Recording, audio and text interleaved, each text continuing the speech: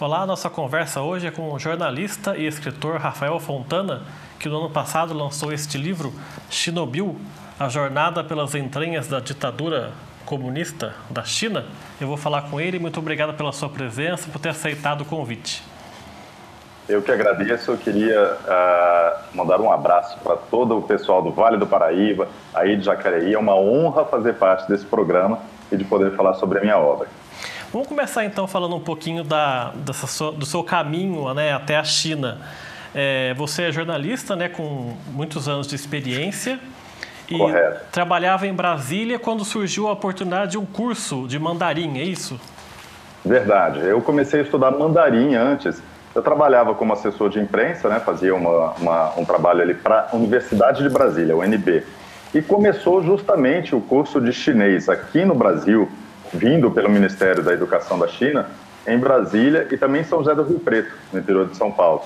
E eu tive a oportunidade de ser o aluno da primeira turma de mandarim aqui da UNB.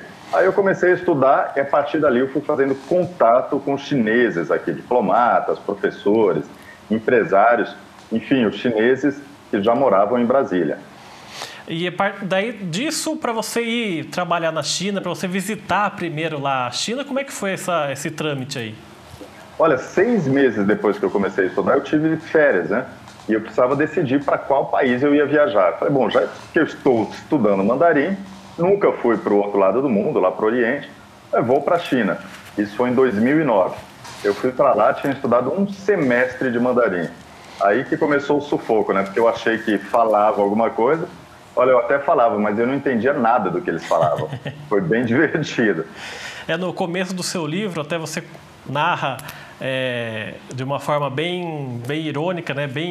Muito bem humorada, dois golpes que você sofreu lá na China logo que você chegou. Um num restaurante e outro numa espécie de um táxi. Queria que você contasse essa história pra gente. Então, foi justamente nessa viagem.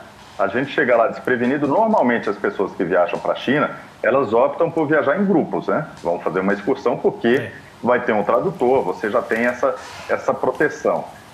Quem viaja sozinho, aí está aberto a receber esses golpes. O primeiro foi no rickshaw, né? Que é aquelas bicicletas que parece uma carruagem, né? Você vai sentado atrás e o chinês vai pedalando ali na frente, que é comum, é bastante comum na China.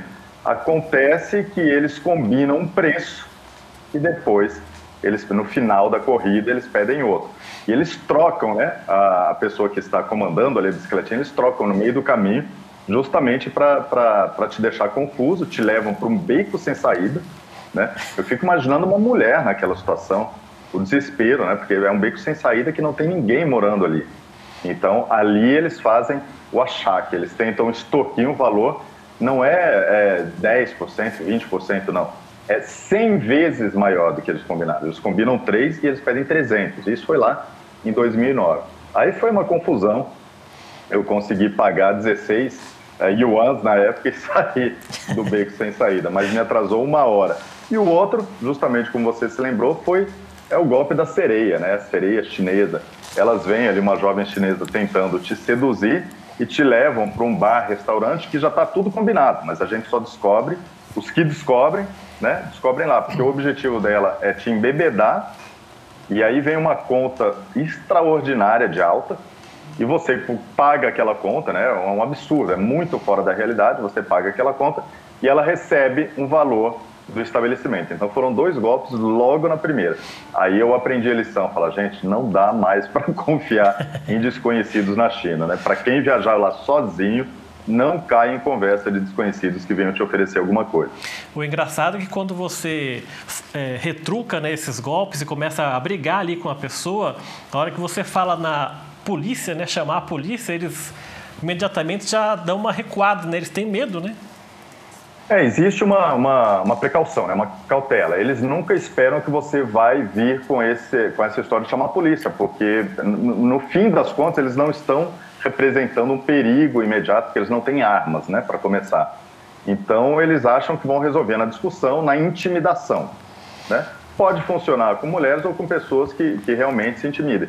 Mas se você citar a polícia, de fato, tirar uma foto e falar, olha, eu vou levar isso aqui para a polícia, a conversa muda um pouco de curso. Eles ainda tentam te intimidar, você fala, não, eu vou chamar a polícia agora e a gente vai negociar na frente dos policiais. Aí eles sabem que vai ter problema, principalmente, isso foi em 2009, eles já eram bem cautelosos. Agora, com o sistema de crédito social, que eles podem perder pontos, né, por estar atrapalhando a atividade turística, é uma atividade econômica, claro. Então, com essa situação de perder pontos do crédito social, com certeza, se você ameaçar chamar a polícia de uma forma bem veemente, eles vão dar um passo atrás e você vai conseguir se livrar dessa situação.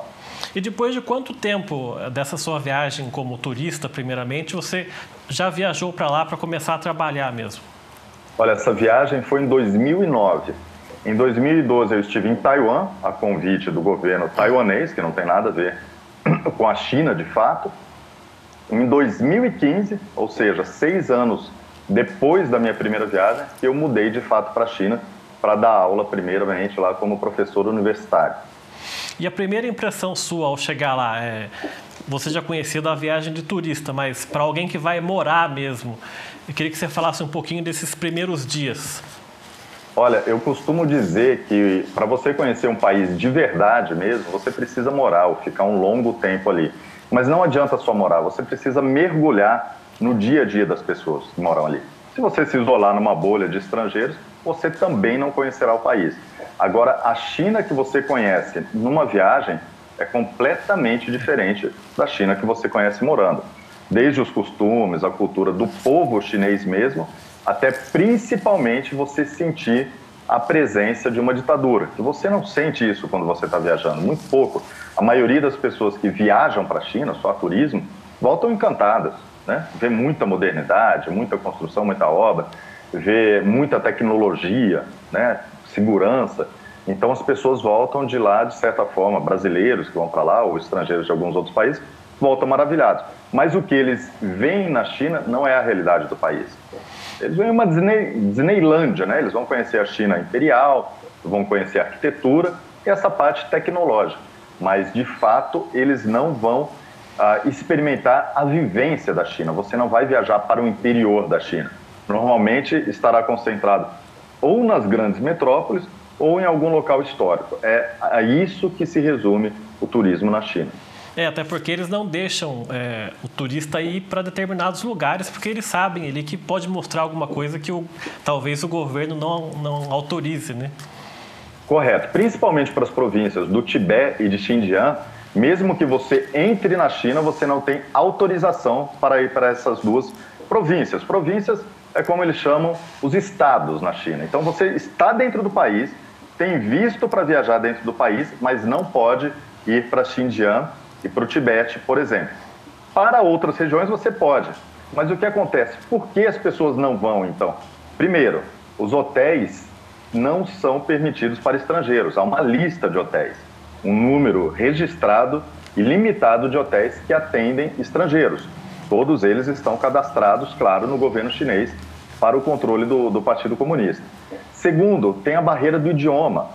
Então, você não consegue reservar um hotel, você não consegue comprar uma passagem para se deslocar. E quando você chegar nessa cidade, se você não tiver hotel, o que você vai fazer? Você vai dormir na rua? Não tem como. Até porque muitas regiões da China são extremamente frias. Então, existe essa barreira para você viajar para a China, que seja do idioma ou seja dos hotéis, e principalmente nessas duas províncias, que são imensas, né? Cada uma delas é do tamanho do estado do Amazonas, por exemplo. Você não consegue, você até consegue parar no aeroporto e ficar na área reservada ali para você pegar o próximo voo, mas você não consegue sair do aeroporto. É como se você estivesse chegando de fato em outro país. Você precisa passar pela polícia, pela administração ali, para sair na área externa do aeroporto. Então, sem autorização expressa do governo, você não consegue descer nessas províncias, nem de trem, nem de avião. E de carro, impossível você chegar lá. E aí, em 2015, então, você vai para trabalhar como professor, né? Professor de português, se eu não me engano, né? Correto. E lá, logo nos primeiros dias, você cita como exemplo para os seus alunos um livro que, por coincidência, está aí bem atrás de você, na sua estante aí. Em 1984, né? pura ignorância minha, eu admito, porque você está num país comunista, aí você começa a conhecer o país. E você está citando livros interessantes. O assunto naquela aula, só para entender, era o Big Brother. Eram os programas, reality show. E aí um assunto leva a outro, até que eu comentei o livro 1984, que é a origem do termo, né? O Big Brother, o Grande Irmão. E aí eu pedi para os alunos, olha, recomendo essa leitura. E eles começaram a procurar, é muito comum. Imediatamente, eles estão o tempo todo conectados, né? E já começaram a procurar o livro para comprar. E não encontravam o livro.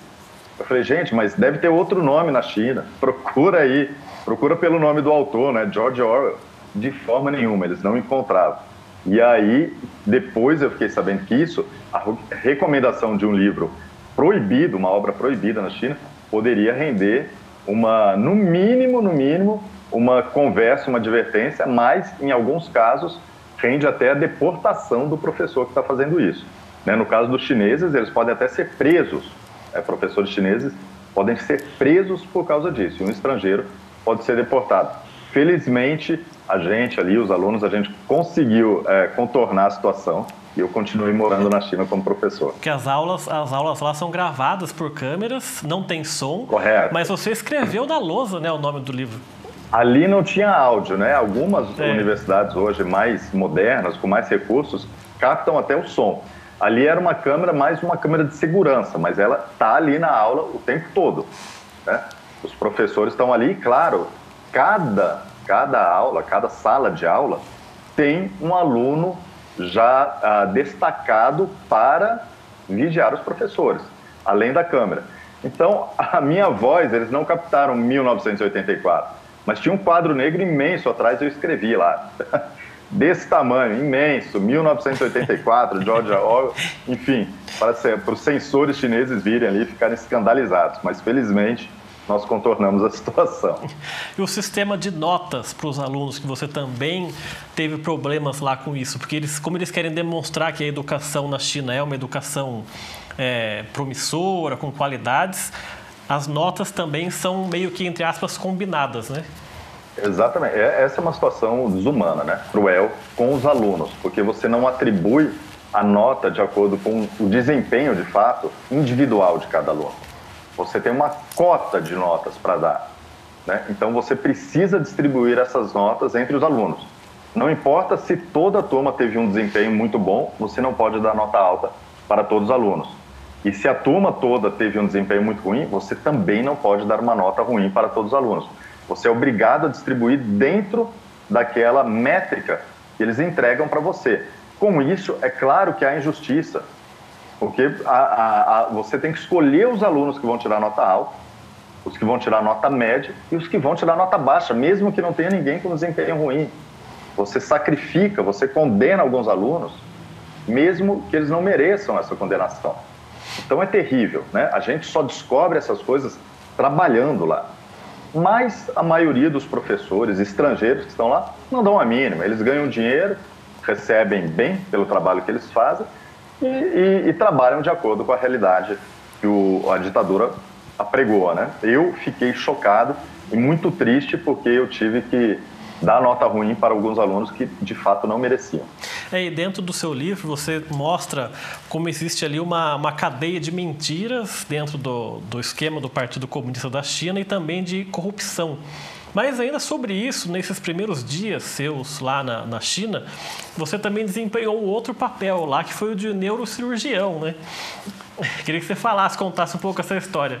Isso é horrível, né? Eu achei que nunca fosse contar na minha vida, porque aquele momento foi terrível. Existe qualquer país, né, que vive dessa origem do marxismo, ele se sustenta nas mentiras e a população acaba vivendo essa situação, acaba absorvendo isso que vem lá de cima, eles acabam vivendo nessa situação.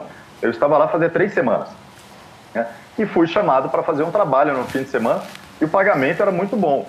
E eles não explicavam direito o trabalho que ia fazer. Você não é professor, você não é universitário, então é isso que você vai fazer. Só que quando eu cheguei lá e eu vi a minha foto imensa, né, num banner gigante, em alta resolução, eu falei, nossa, que legal, né? Eles valorizam a educação aqui. E aí estava tudo escrito em chinês. Eu falei, bom, agora que eu estou com um tempinho de folga, eu peguei um tradutor ali, porque as palavras realmente eram difíceis, né? E comecei a traduzir o que estava escrito.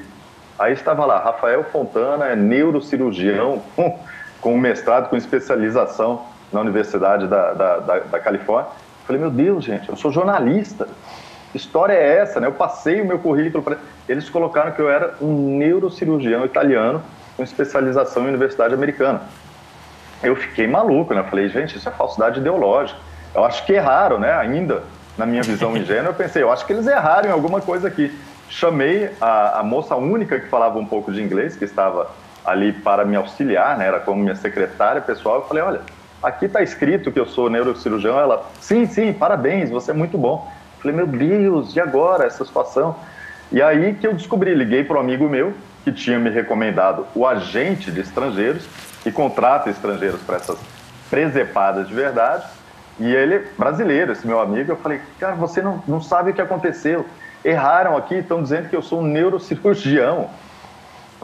Ele falou, relaxa, aqui é a China, né? Eu falei, como assim? Aqui é a China? O que isso significa? Ele falou, bom, na última vez que me contrataram, eu fui um fazendeiro australiano, né? Eu falei, meu Deus do céu. Mas isso serve para eles venderem produtos dele médicos, né? Eles estão enganando, na verdade, os próprios chineses, né? Eles dizem a cada inauguração, a cada lançamento de um novo produto ou serviço, isso serve, né, o estrangeiro branco, tá? Nunca tem um africano, o estrangeiro branco serve para referendar aquele produto, para dar maior credibilidade. E aqueles chineses, coitados, eu morava ali na província de Hebei, a cidade que eles falam, o bom Shijiazhuang, que é uma cidade pequena, né, tem 10 milhões de habitantes. Mas era da grande Shijiazhuang, é como se eu estivesse em São Paulo e ali fosse Guarulhos, por exemplo. E a população é muito inocente, é muito ingênua. Muitos deles nunca tinham visto um estrangeiro na vida. Então, quando eles veem um estrangeiro ali, branquinho, tá, eles falam, nossa, que legal, esse produto deve ser bom mesmo. Trouxeram um neurocirurgião. Eles não vão conseguir essa informação na internet, eles não vão conseguir imagem, eles não vão conseguir pesquisar o meu nome, entendeu? Então, para eles acreditam, está tudo muito bom, ficam felizes e compram o equipamento, que era um equipamento médico que eu estava ali. Ali acabou a minha carreira como estrangeiro contratado, porque eu falei, não, é muito comum, isso acontece todos os dias em algum lugar da China. Nós não estamos falando de um evento inédito, não. A cada dia, em algum lugar da China, tem um estrangeiro participando de um evento desse, com uma carreira completamente diferente daquela da origem dele. Porque serve, essa sua presença lá como neurocirurgião, serviria para atestar, né, para referendar o tal produto, daí a pessoa compra, se Isso der mesmo. algum problema, a pessoa não tem nem como resolver, mas daí o governo não está nem aí mais, né? Não. É um país muito grande, existe formas de você resolver, mas ali o equipamento, de fato, ele existe, se ele funciona ou não, eu nunca também fiquei sabendo, mas o equipamento, ele existe, ele é vendido, comercializado, ele é legal. A questão é, a forma como eles fazem a divulgação desse equipamento que é completamente uma fraude, né? É uma fraude, e os chineses, no fim das contas, não vão acabar usando aquele equipamento pelo que ele é de fato, né? Mas no começo, no lançamento, valeu a pena ter um estrangeiro ali, porque trouxe mais motivação para a compra, podemos dizer assim. Tá certo, vamos fazer então nosso primeiro intervalo aqui. O programa Gente em Destaque volta daqui a pouco, até já.